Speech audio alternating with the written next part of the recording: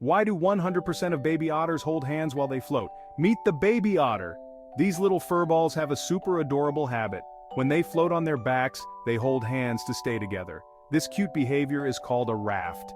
Imagine a bunch of tiny otters holding hands to form a fluffy floating raft. They do this to prevent drifting apart in the water, and guess what? It's not just for safety, it's also for bonding.